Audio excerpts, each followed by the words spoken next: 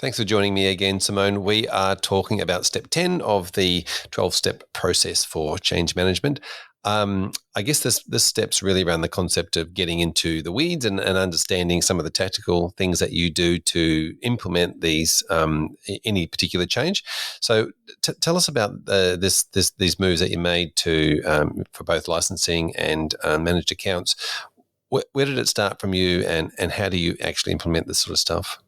So for us, it's part of bringing in people to support the process. So with the AFSL, it was really important to us that we had a legal team, a compliance team, a paraplanning team, and that we were able to rely on them for the various pieces that we needed to deliver. So there's two responsible managers in our business, and we oversaw the whole project, obviously, but it was about bringing in experts to help us execute on things properly. So it was certainly not wanting to change, and I would encourage everyone to dispel the fact that you will save money by starting up your own license. In fact, we invested heavily in the business at that point to make sure that we had the right structures, the right people giving us advice, the right person applying for the license, building the policies and procedures, and then having a way to manage that ongoing ourselves. Yep. So definitely, that's the first step. Resource up. Yes. Sort of invest in the business itself. Don't try and do everything yourself. No, definitely not. And talk us through the process once you obviously have to have a strong investment philosophy or a belief around what you're doing, and you have and you mentioned in previous conversations around the concept of using MDA, SMA, or industry funds depending on the client. How did you create that structure and then work out who was going to be best and what? Yeah, we spent a lot of time on this, and in fact, we're always building and evolving. We're still tweaking it, but one of the decisions we needed to make was: did we want an Annex Wealth managed account? Did we want it branded Annex Wealth? And we decided that we didn't want that because it was, I suppose, going against our belief that we're focused on goals and strategic advice. We didn't want it branded in that way. So we made that sort of core decision. From there, it was about understanding of the clients that we have, because we have around 530 client groups, and there's, multiple clients within that, but at a client group level, about that number. So it was about, is this going to be right for all of our clients in terms of a MDA solution as an example. Now, it turns out that it's right for 50% of our clients because we've transitioned half of our client base to that solution. So there's certainly other client segments that it's not necessarily right for. But in that respect, it was important to us to build out, well, then what is right for this kind of client group? So based on this client category at this advice stage, at this life stage, what is it that they're looking for and is going to be suitable to them? So we've gone through a whole process, and that's at an investment committee level. So the head of our internal investment committee has undertaken that analysis to understand that if we're looking at a smaller account balance with these type of needs, very fee sensitive, what are our solutions that we have?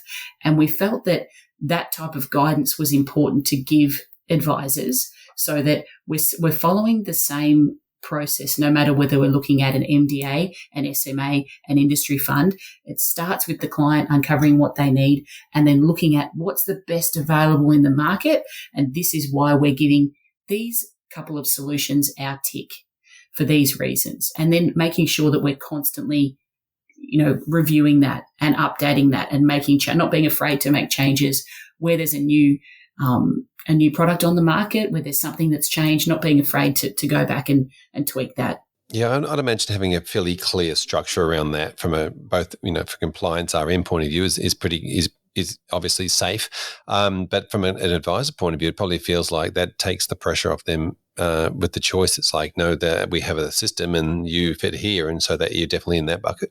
Definitely. It gives them guidance and gives them support, gives them the confidence that they need, that all of that vetting has been completed. And also for us looking to bring in new advisors to our business to be able to give them a framework and say, this is the Annex Wealth way of doing things.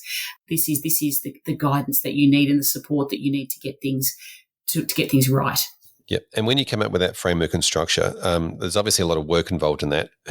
Who helped you do that? So started with the head of our investment committee, who was, started the business with me back in 2015. So he owned the project, but he brought into it all different sorts of stakeholders in our business. So we looked at the platform provider, gave us a lot of insights into what's happening in the marketplace. We looked at external providers such as Core Data, these kind of places that look at what's happening and giving us a lot of statistics around that. And then just a lot of research on the ground with various contacts that we had in the industry, working at different fund managers and bringing that all together, and also looking at external research houses, including Morningstar and Lonsec. That was important to us as well. Yeah, wow, that sounds. I love that. I love the term you used, to own the project. Obviously, it was a project. It was owned by somebody and structured that way, and pulled all the research together to make a logical decision. Yes. Fantastic. Yes, that's right. Thanks so much for catching up in this particular section. We look forward to catching you in step 11. Dave, thanks for joining us again. We are at step 10 of our change management process, where we start getting into the tactics a little bit and the how to and those sorts of things. And we mentioned before, we had a conversation before around having an understanding of your value proposition and investment philosophy. But then I guess the next step off the back of that is to actually then working out, how do you implement that? How do you choose a structure? What do you choose? Why do you choose it? All those sorts of things. What was your journey like? Yeah, and this is where trying to understand the differences and the nuances between all these different structures is really important. There's managed accounts, but then within managed accounts, you've got MDAs and you've got SMAs as well. So I guess the clear distinction is that an MDA is a service, and we are a service-orientated practice and business. So the MDA really resonated with us, that it was a service. Also, the barriers to entry in terms of if we wanted to build a particular style of portfolio, a client could have a really ethical tilt or an ESG focus or whatever it might be, we could create an investment program for those clients, with $10 million as an example. If you wanted to build a financial product that was tailored to that a particular group of clients, the threshold is extremely high, right? And we just simply don't have that.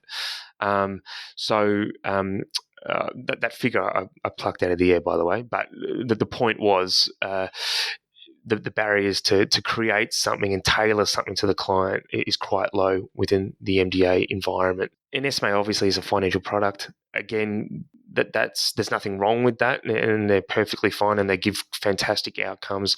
And what we do like about SMAs is the transparency and the see-through, the look-through. But it still is a financial product, and we do like the whole accountability to our business. And if we can just tie it back to that, that's probably the key driver why we went down the MDA path. And just while we're on that, talk to me about branding, around what you did around branding with your MDA. Yeah, so we branding wise, it was nothing too sophisticated. It was our business name followed by, the type of portfolio it is. So we wanted to make it not to confuse the client, but we did want it to be clear that the portfolios were delivered by us, and that we were actively managing and making our consultants accountable to the stated mandates. And the great thing is that the naming conventions filter through to a product level, right? So on the platform, you can see our name there. On their phones, they can see our name there. So all those things try to, not only describes what we're doing, but also enhances our brand as well. Yep, sure. And now, obviously, I want to talk about not, the concept that not every client fits everything, right? Where even if you're dealing in such a sharp niche as you are, there's still going to be clients that don't fit one or fit the other better. How did you go about that process then and go, right, well, this type of client's going to be good here and this type of client's going to be good there? Yeah, and look, it all boils down to our conversations, right? And ensuring that from a best interest perspective, we don't want to introduce something that the client might deem too complicated, right? So we're extremely mindful of that. There's got to be a clear reason why they're using it. So do they want something that is a bit more active for starters, right? And two, are they time poor? And can they implement these changes themselves? And if some of these things are no, well, then this is where the service is really of benefit to the client.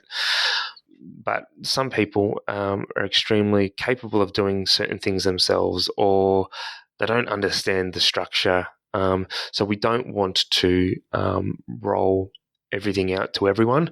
It's only to where there's a clear best interest narrative there. So did you end up spending some time creating a question set then?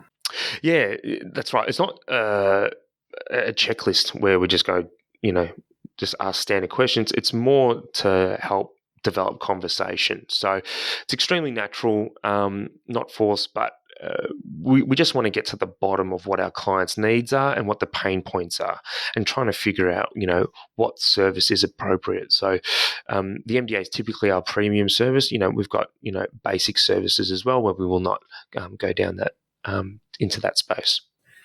Yeah, and I guess that also helps with, if you've got a structure in place, it helps with as you bring advisors on or new staff start, and everyone can understand the structure. Exactly. So just, touching on that, we obviously, look, we do have a documented process around, who it's appropriate for or not. But at the same time, we don't want to be too prescriptive, because our advisors are highly skilled themselves, and they can make a distinction as to what is appropriate and what's not appropriate. So we don't want to be too prescriptive there. We just want to arm them with as many tools and collateral as possible to make an informed decision themselves. Yep, and just take us through the execution process. I guess it's did that add efficiencies to the business? Is it where does that sit in this scheme of things around the actual implementation and the changes and the work involved?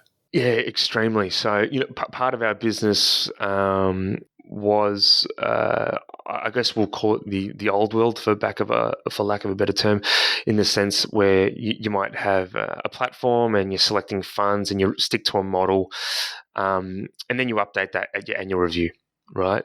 When when something needs to be changed, the ability to change that is extremely time consuming, right? Not to mention, by the time you get to the 100th client, 3 months have maybe passed, and arguably it's too late, right, when that best idea hasn't been rolled out. So we've created so many efficiencies where our best ideas are implemented immediately. And that's where that success rate we spoke about, the 65%, kind of comes from, because you could have a really good idea, but if you're not quick enough or timely enough to implement it, then that good idea can be wasted. And we do have a really good white paper on that and the impact of those delayed investment decisions. But so we did have that in our business, and that's created enormous efficiencies there. So we feel like we're still on that journey, but we feel that we're getting better and better each day as a result of implementing this structure.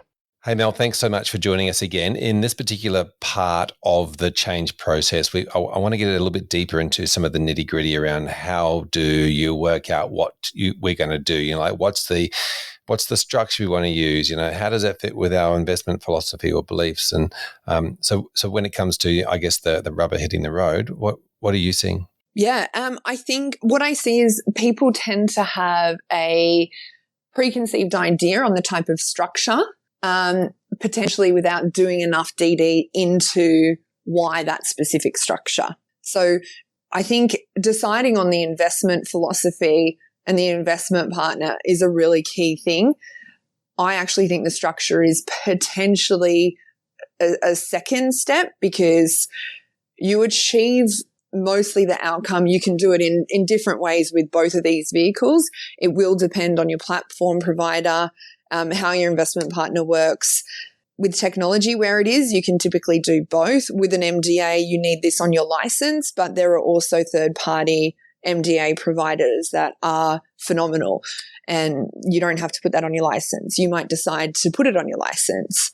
You might decide to do SMAs. You might also decide that you want an SMA, what we call off the shelf versus on the shelf. So investment managers put their best ideas together in a portfolio that you can already just buy. But you might decide that you want a bespoke SMA. Now, that's a larger undertaking. And I guess there's a lot of decisions to be made, and this could be a little bit confusing and confronting too. And this is, again, a process of just asking lots of questions and trying to work stuff out and not giving up. Honestly, as simple as Googling like managed account structures, there's videos managed account 101, like what is an MDA versus an SMA. Don't let the jargon fool you. And again, ask every single one of your referral networks, your stakeholders, your platforms, your investment partners. Everybody will be able to take you through this as well, what isn't possible, and the pros and cons of each here. Yep. So asking around that structure is really key, but don't let the jargon overwhelm you. Again, once you get your toe in a little bit, it's a lot easier than you think. Tom, thanks for joining us again in step 10 of our 12-step process. Look, I think in this step we really need to get into the nitty-gritty, into the weeds, into the tactical, into the how to implement this in the first place. We've been talking a lot about the concept, but let's get into the how do advisors actually go through and put this in place. Sounds good. So let's start, I guess, with the they've got the strong investment philosophy and belief in place. But what do they need to do then to actually adopt it? So there's a number of different structures in the market. So there's a managed discretionary account or separately managed account, MDA or SMA are the two major structures that are available. And so firstly, you need to decide which one you're going to adopt. MDA, I think, presents a little more like a service. It's an investment program embedded within a statement of advice. And so again, depending on your other considerations around structure and platform, the ability to deliver it in a way that doesn't seem that different to the existing advice process can be powerful and help the transition process. SMA, it's often issued, it's a PDS, it's a managed investment scheme, and it's issued generally by one of the major platforms. And so, you can go to the platform and have an SMA or this is in the build your own sort of scenario. There are many SMAs that you can buy straight off the shelf. They won't have your advice practices brand on them. They will have, the brand of the investment partner, such as Drummond.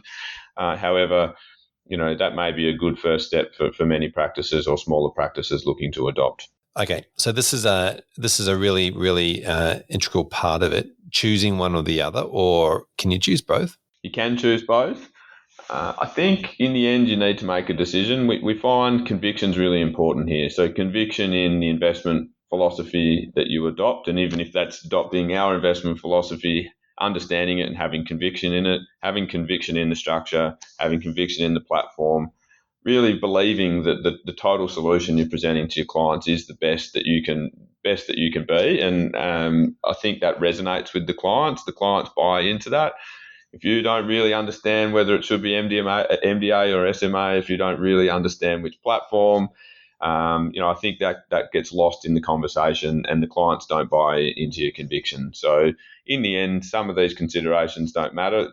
It's a managed account. It's a better solution. It's a holistic investment solution tends to be more important than which structure or which platform necessarily.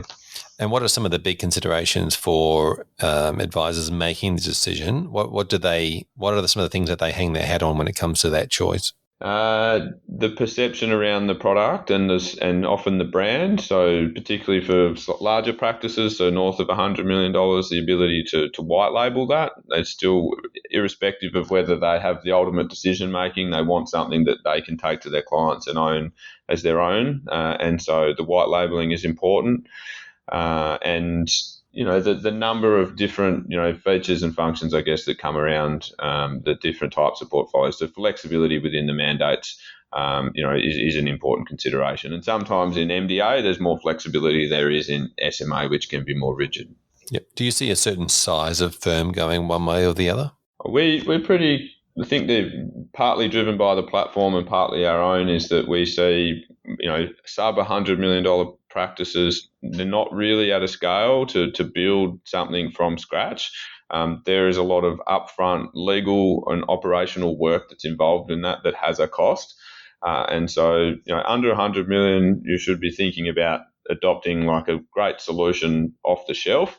Whereas over 100 million, you can start to think about potentially having some say in the design of that, but also the ability to put your brand on the solution, if you will, white label the solution. Yeah, I guess licensing can often have an effect on it too. Licensing, even things like professional identity, could have a say in this. That's right, as well as licensee. So if you're independent, obviously you can choose, but different licensees we find in the market have different preferences around structure and the way that it's delivered as well. And so you may have to lean one way or the other depending on the view of your licensee. Yeah. And what about the inside the practice, the level of the client, whether they're, sort of, mums and dads, high net worth, ultra high net worth, that obviously has a say in which direction an advisor might go? It does. It's actually, I think, we spoke a little bit earlier around some of the misconceptions, but I think that in the end, people think that high net worth clients want really tailored portfolios. And so that often the managed account is just suitable for their low balance clients because they're thinking about cost to serve and efficiency. So I'll use a managed account for the lower tier of my client base, and I'll stick to, tailoring bespoke portfolios for the higher end of my client base. And we sort of say, well, really, is that the right way? Because in our view, the best 70-30 portfolio that you can have with best ideas should be suitable from the wealthiest client through to the smallest client.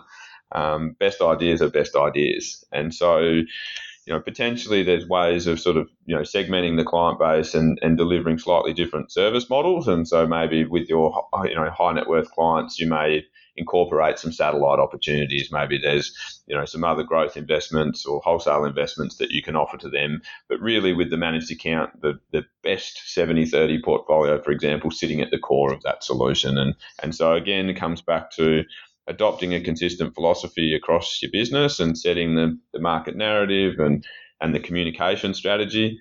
If you segment your client base and think that the managed account's only going to be suitable for the bottom 25% or 50%, then again you're still needing to come up with a bespoke way of managing the other half of your business, and you're kind of missing the whole point. What we're really trying to do is transform the way in which you deliver investments to your whole practice and deliver consistent communications from your practice to all of your clients that apply equally. And I think that's comes back to the business objectives and what's best practice. Yep. Now, doing that, obviously, there's a bit of work in investment and changing that. Well, as you said earlier, the SOAs and things like that. So this to me sounds like it's a really busy 12 months. What's the expectations for advisors around what the actual practical implementation process is going to take within the business? Is it like taking one step back to take two steps forward, or is it like they have to scale up their practice? It's interesting. I think the first quarter, it certainly feels like one step back, two steps forward, and that is just ironing out the process. And partly it's, understanding and getting better at the conversations with the clients. But really, beyond that, once the paraplanning team or, support team and the advisors are up to speed and having the conversations, it can be rolled out effectively over a year on the regular, client reporting cycle, review cycle, if you will. Really, in the end, you're going to have to continue to deliver on the next 12 months a number of statement of advices, a number of records of advice. And so if you're doing that, you may as well be delivering a statement of advice that actually results in, a material change for your client and for your business. Because if you don't do it this year, next year, you're still going to be producing the same advice documents. Fast forward 12 months, having done the hard work, you're going to be going into reviews producing a lot less ROAs, a lot less SOAs, and you'll get the efficiency dividend from review one. And so, yes, sure, there's a little bit of work, but usually, like all these things, we find it's just in the beginning. It's just ironing out, some of the issues and getting everyone up to speed and understanding. And then after that, we tend to see a real acceleration in the adoption throughout the practice. On to step 11 now, where we talk about the client service enhancements. We're obviously talking about client experience here. This is a big part. We've talked about in the previous sections the structure and the advice, but we really want to get into the what's in it for the client and what they get out of it. Of course, step 11, we're in the process. We've sort of made the decision. We've worked out how. But talk to us about the relationship with the client and their thoughts and feelings. Sure.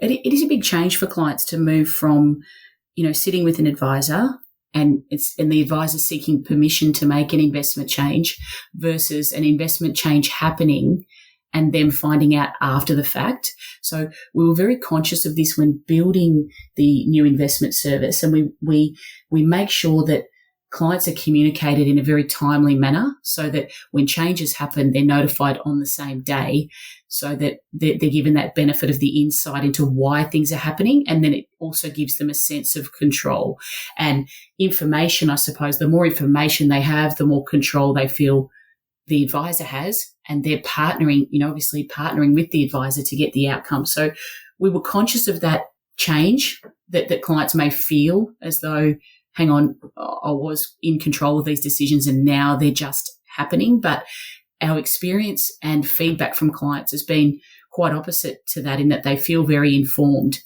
It was important to us that the communication from the portfolio manager was quite on point, and they're very open to us giving them feedback about what clients want to hear, but breaking down the jargon and explaining to clients this move has been made for these reasons and it's been executed was quite important.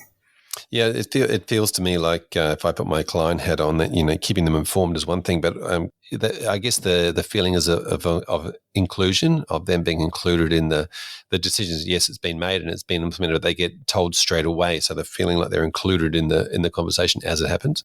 Definitely, and part of the benefit of the managed account is that execution is happening straight away. So there's a sense of things have happened, things are shifting, and now we're executing. And it comes back to the point around the inefficiencies that the client used to experience in terms of how that was rolled out, to when things are identified, they happen reasonably quickly. Yeah, I think that has helped the clients to feel comfortable.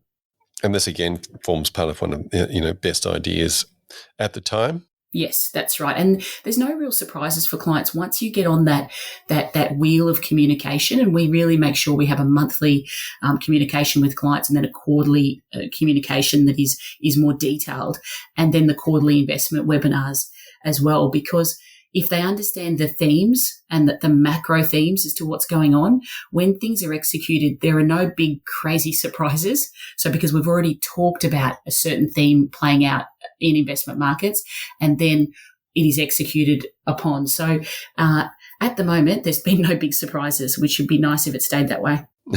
Fair enough. Now, in communicating to, large groups at scale and, 500 odd, client groups, talk to us about how important digital adoption, technology, how important is the role that technology plays in communicating to that many people at once? Yeah, really important. So we use MailChimp through Xplan, and that's been to set up. It was relatively messy to set up, but now that it's all set up, it's running quite well. So it's really important that all clients get the same information at the same time. Also, because we offer a number of different managed account solutions to clients, it was important within our software that we could flag the client for which particular communication that they get. So all of our clients get the same macro view of the world, of what we think the world is looking like. And then underneath that, it's tailored to which investment service they're part of.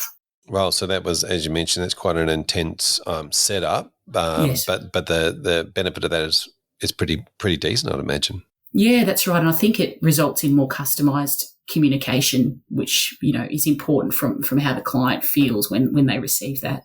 Yeah. And do you find that communication is probably a key to clients talking to other clients about you, or referring other clients to you? Definitely. We've had about 30% of our new business the last 12 months has been from client referrals. And we're quite surprised by that, given the extent of change we've put these clients through. So we're pleased with that and would like to increase that where possible in the next 12 months. But a lot of it comes from that communication, we believe. David, thank you for joining me again. We are up to step 11 of the 12-step process. We're nearly at the end. Let's talk about the concept around client communications and the user experience has been highly focused on over the last few years as we got that UX term came out of the tech world. Tell us a little bit about your business and the communications it sends and the ongoing information it's providing to clients. Sure. So obviously, through platform, you get an app as a starting point, and all that communication kind of gets feeded through that. But the key thing for us is our communication program that we roll out, and we do schedule it. We map it out for the full year, and we say what bits of communication are we sending out at each point in time, and we do that at the start of each year. We use Campaign Monitor to roll our digital marketing communication, or not marketing, I should say, but our digital communication. And what you'll find is at any one time, our read rate is about 85%. That's because people are extremely engaged. And we've done things where we've sent mass emails out before, and the engagement might be 5%. Whereas ours, everyone aims to read it. They may not read it 1 month, but then they might read it in the next, right? But they definitely are reading these documents, and we can see that right on the back end. So whether we don't necessarily need to ask our clients whether they like it, they're repeatedly reading it. So that's a fantastic bit of validation for us. So using some bit of technology there, I believe is really important. Also, the look and feel. If you're into branding and those type of things, you want something that has a great interface and that looks slick. For us, we want it to look slick and professional. So Campaign Monitor is great in terms of providing a really good interface. You can make really high resolution and good quality images in a lot of the documentation that we sent out. So, and it looks good on a mobile, tablet, or your standard email on your desktop. So that's a little bit of an insight into how we run our communication program. Yeah, I love the engagement rate from the clients. It certainly is amazing if you can get those sorts of open rates when it comes to sending out content or information. Congratulations on that. And that just goes to show, I guess, that that's a real, combined effort between those ongoing regular communications as well as, the regular review meetings. Spot on. Mel, thanks for joining me again. We are in step 11 of our 12-step process, and we're talking about the service enhancement. Obviously, we've been through the process of making some changes at this point, and we're getting into the concept of, how do we actually service the client in this new world? Tell us what you're seeing when people come through this process and it's all new to them. I actually see people skip this step a little bit too frequently, and this is where, your rubber's hitting the road from the client delivery perspective. So this one is really vital.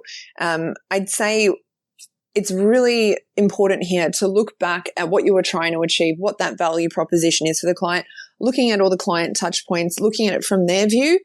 How are they interacting with you? How are they receiving value from you? What did you want to be giving them in this? And then how do you rebuild your processes accordingly? And a key thing for me here is make sure you're actually documenting these processes. Make sure it's written down, and it's not War and Peace, right? It's literally just a document saying each month we're going to do X, Y, Z. We get this communication from here. This is the system and process we're pushing it out for. Who is responsible for that in our office, and making sure you're leveraging all of the amazing material that your investment partner will be giving you. Gone are the days where you're rewriting this. How are you getting the information that you're paying for and getting it out to your clients? Yeah, this is probably one that you have to rely on your investment partner to tell you what you could be doing at the beginning, but then I guess after 3, 6, 8 months, 12 months, you really just need to sort of keep reviewing this process and going, all right, what are we sending out? Is it resonating? Do we need to make improvements or changes or reduce stuff or whatever it might be? Yeah, I really encourage you in the planning stage with the investment partners, and when you're kind of interviewing for an investment partner, make sure you're asking them what type of communication and collateral they'll be providing you and at what frequency. Typically, it'll be in a white paper format or an editable format. So you can then pick and choose how you're sending this out and distributing it to your different client bases. So you might want to be sending out, when they do an update to the portfolios, they'll be writing about that post and letting you know. You might choose to send that out every single time. You might choose to put that in a newsletter. You might do monthly market updates, So you should have, in the first phases, a clear understanding of what your investment partner is going to be providing you. But again, to your point, it needs to be effective. So there's no point having a very elaborate marketing and communication plan if it's not being opened, if it's not being read, if it's not hitting the mark. And some of this, I guess, is around setting client expectations too, as to like, we've got this new process and this is what's going to happen. Maybe under promising and over delivering, but certainly not just not having that communication with the client about what going to provide and what value that's in it for them. And ask them, did you receive our last monthly update? Noticed you didn't read it. Some clients do not care. They want to know that you're doing it and they won't read it. And that's okay as well. Tom, thanks for joining us again. Step 11 of the process. We're really getting into the client service enhancement, or what the new client services is going to be. Talk to us about what you're seeing with some of the practices that you've seen come through this journey and how they've then redesigned their ongoing service to their clients. Thanks, Basil. This is the sort of exciting bit. Once they've actually decided to adopt and we're now implementing, we get to come in and really change the way in which they're communicating with their clients and servicing their clients. And so we will sit down and work with them on their sort of CRM, and so say we'll leverage the technology within their business to deliver a lot of the insights. And so, we produce real-time portfolio changes, monthly market insights, quarterly portfolio reports, which they can white label. And so we sort of make sure they segment their client base and work with them on understanding, the communication strategy and how that can be delivered.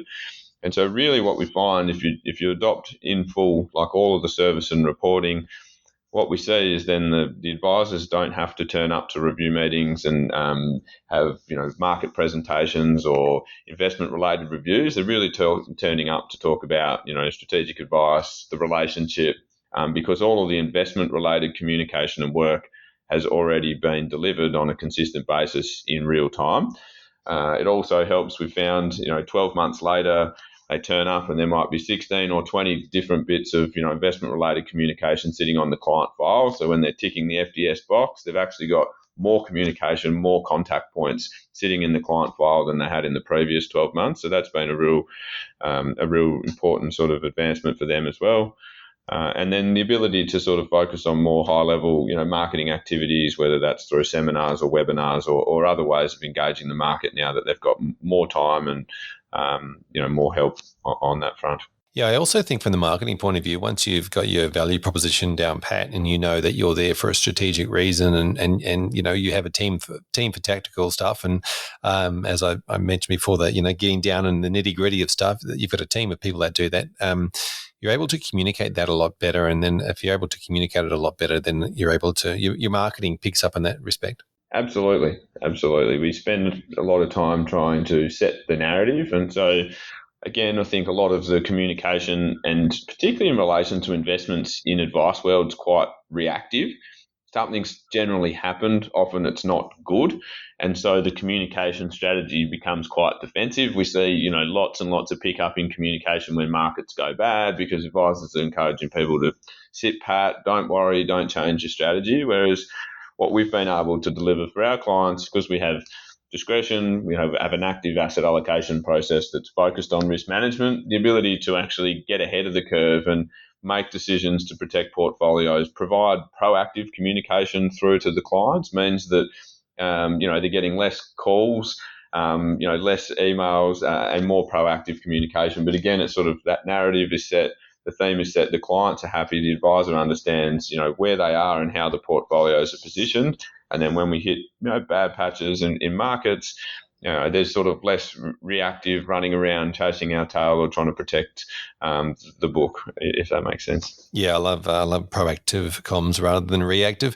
How important that, of course, then is digital engagement and technology in the process? It's really important. So one of the big benefits we find, and again in assessing, what is the right platform partner potentially, is what is the app, essentially the client-facing app that they provide. Because again, managed accounts and the transparency, if we're setting the sort of market narrative, if we're providing real-time communications relating to changes, you want the clients to be able to look in the app and actually see the effect on their portfolio. So really what we're trying to do is join the dots between what they might hear on the nightly news with the communication that the advisor is now in turn sending to them both from a markets perspective, but also an underlying portfolio perspective, with what is actually going on in their portfolios. And I think that is one of the huge benefits of managed accounts. If you're in a big industry fund, you get this quite opaque, not very transparent annual report in July that says, hey, I got a number. Well, you don't really know what's going on under the hood.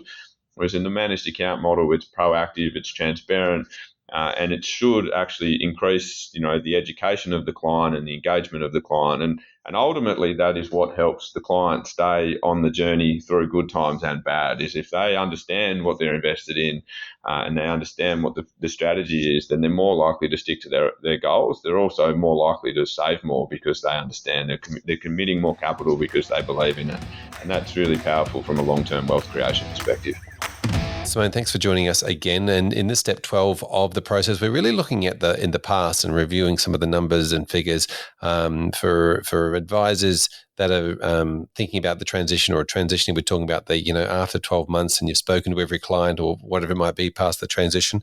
You mentioned before, percentages of clients getting in to the MDA structure. What else are you seeing with regards to now that all of your clients are sort of transition to the structure? Are you is the SMA got a percentage, or what are you seeing? So we're at about 50% transition of our existing client base into a managed account solution. It's a bit, I suppose it's a bit grey for us because we transitioned to our own AFSL at the same time as launching a new managed account. Our profit as a business, fell as a percentage wise to sort of, 20%.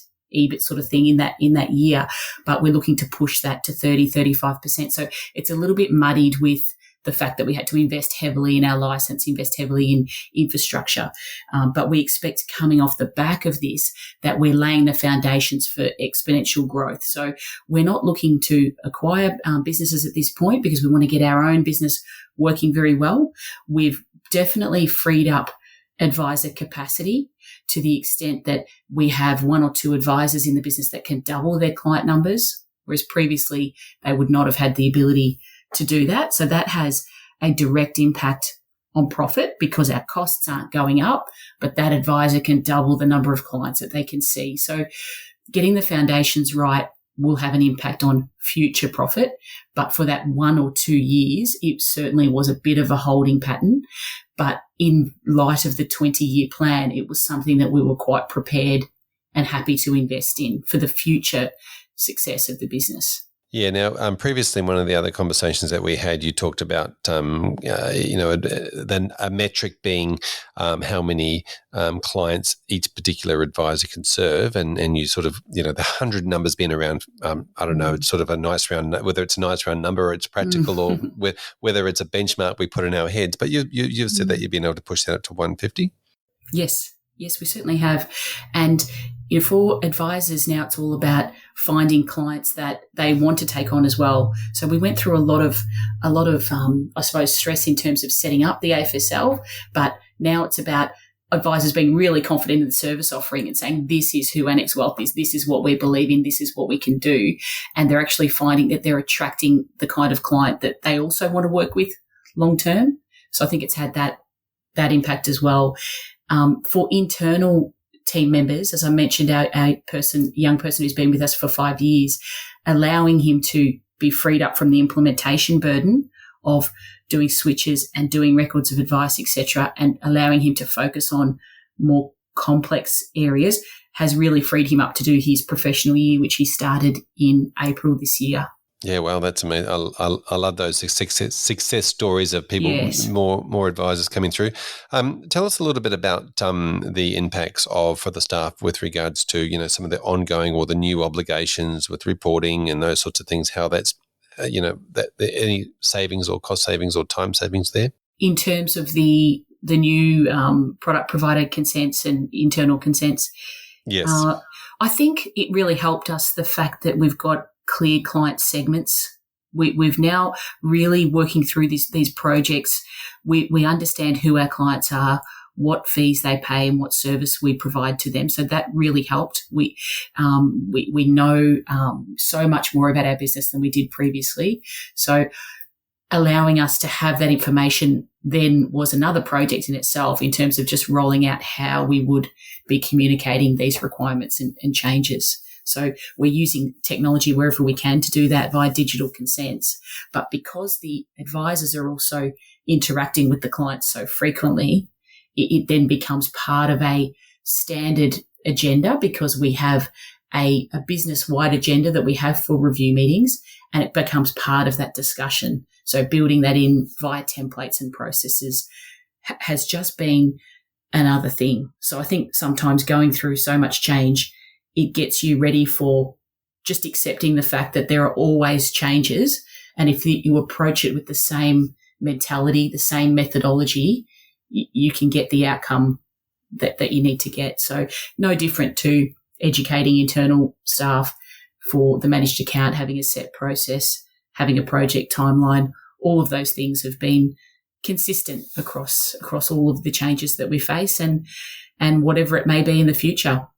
Yeah, fantastic. Now, let's have a quick chat about the future. What does the future hold for you and your business? What's sort of the next 5-10 year plan? To continue to grow organically, and we'll do that through our referral partnerships that we have in place, but also through digital marketing. So for us, it's about getting our own house in order and then building our brand so that we can go to the marketplace and seek out those clients that fit the service model that we have.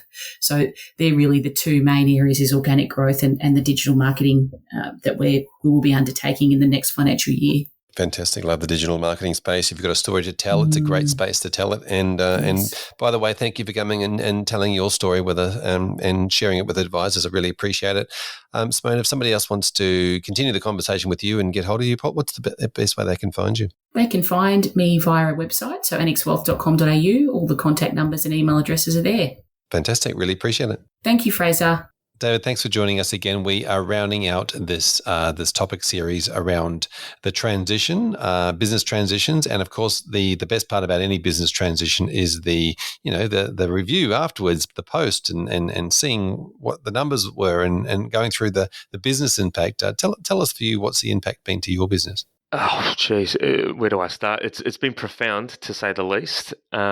Importantly, I think the core thing that it's really improved is we have a clear methodology, process, and philosophy around the investment piece, and that's something that not only can I communicate to, but our entire staff and advisors can communicate to, and hopefully also our clients can communicate. In terms of, it gives us greater confidence that what we're delivering is of quality, and it's given us that strength within our business to really go out there and feel like we're competing with the best of them.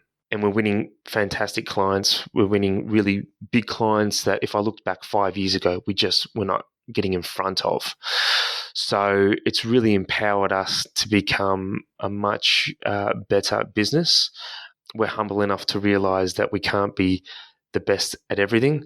So why not bring in great quality people? And that's just highlighted a whole range of things that we just weren't aware of before. So you don't know what you don't know sometimes. And we just feel like it's a whole new world out there that's exciting for us and that we can pretty much tackle anything. So that's been the key thing to us. A side benefit, obviously, the efficiency. We feel like we've really become a far more efficient business. There are a lot of hurdles outside of the investment process. We feel like we've nailed the investment process, but it's the other inefficiencies that now we can focus on. So it's not like we've clocked it there.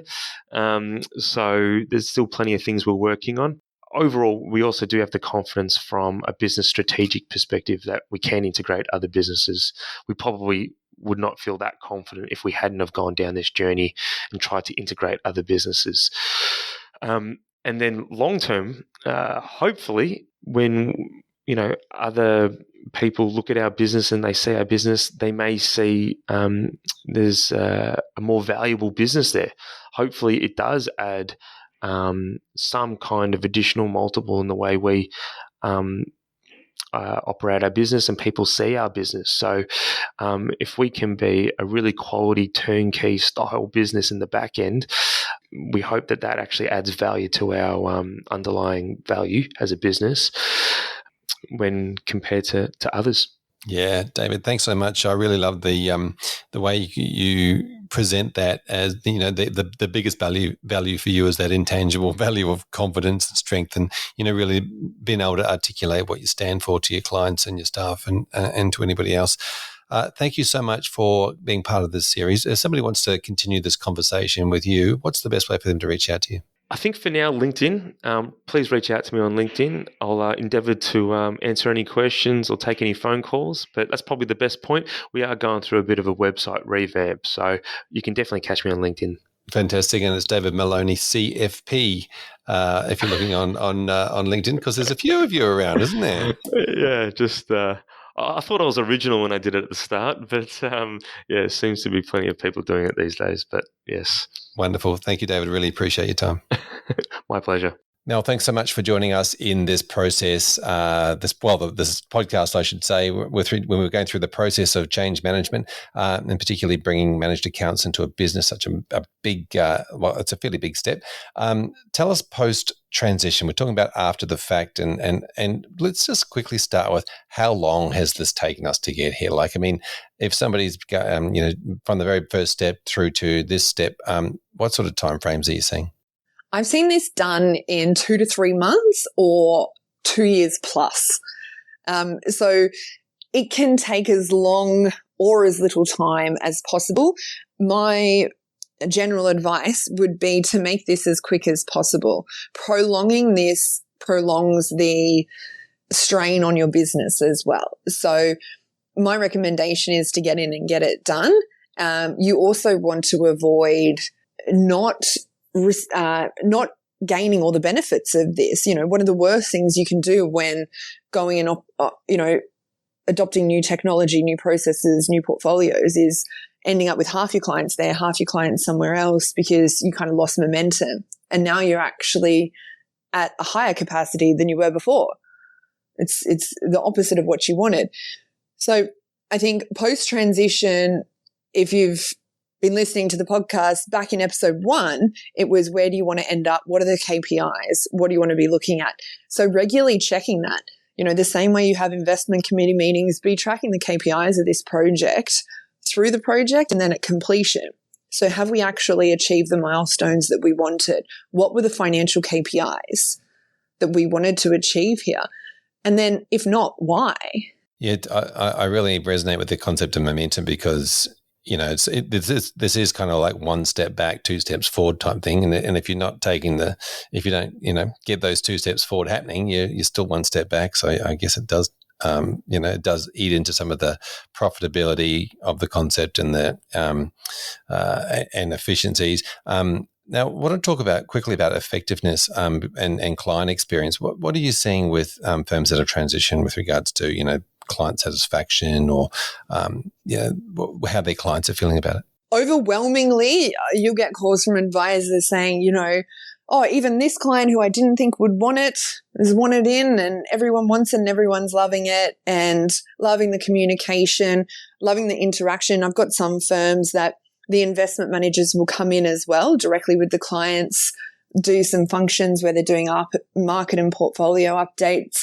And that's really cool for the clients, because they're sitting there with professional investment managers and getting these updates and seeing how their portfolios are working. So it really changes the service that they're able to get.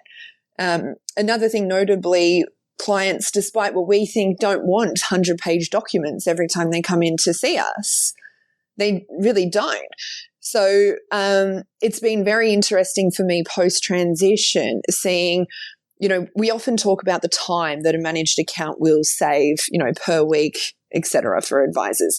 But I think what you can't, put a measure to is the mental capacity that you gain when that part of your business is being taken over as well, and then what you can then address.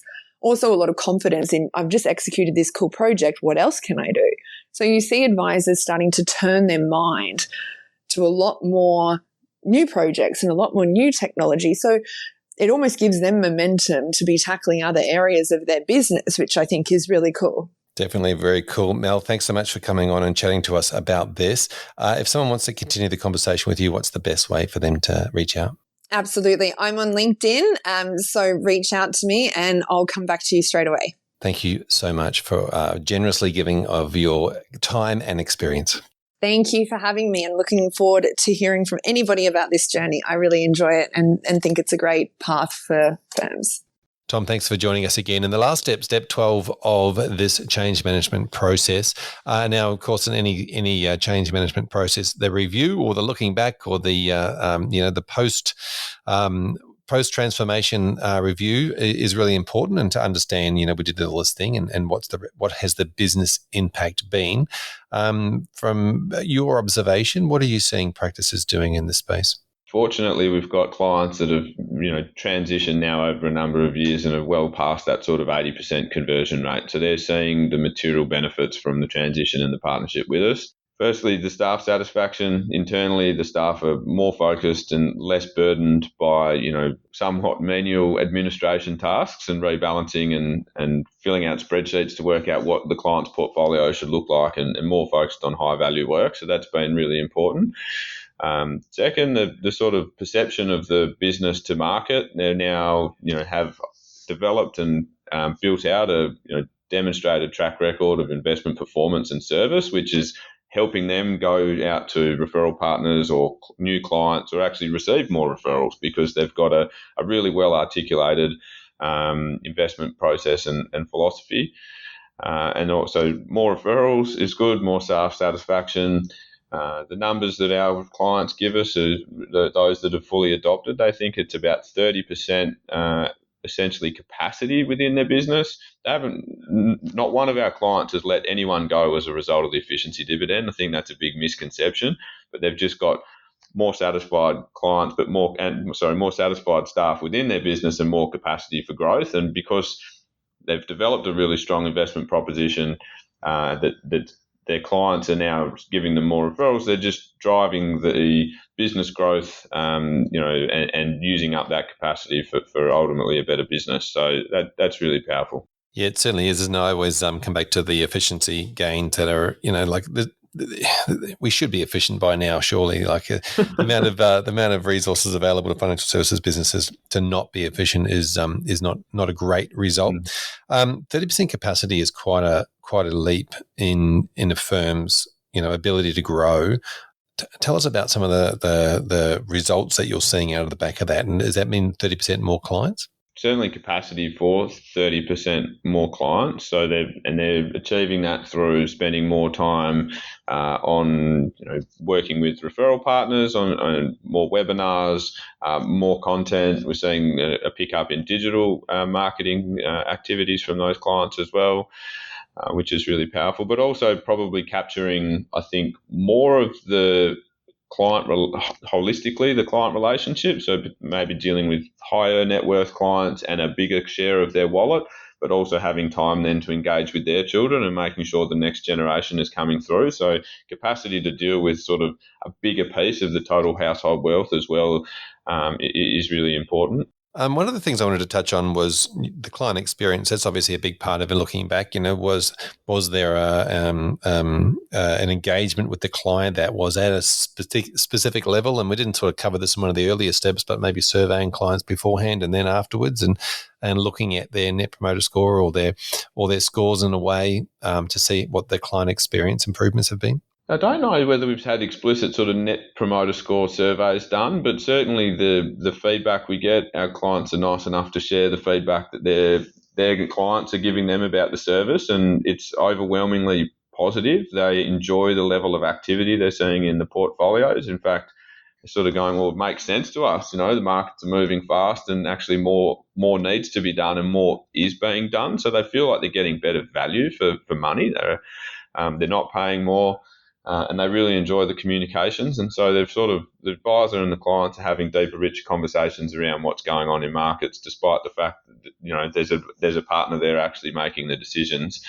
And they feel at ease. They're really, and I think the net result, what's the best net promoter score is really, are they referring more of their friends to the advisors? And overwhelmingly the answer is yes. And how are advisors in that situation where they where things obviously happen in markets, and then are you having conversations with them that allows them to have conversations with clients, or what's the sort of the chain of information? Is it going direct to clients, or is it going through the advisor generally?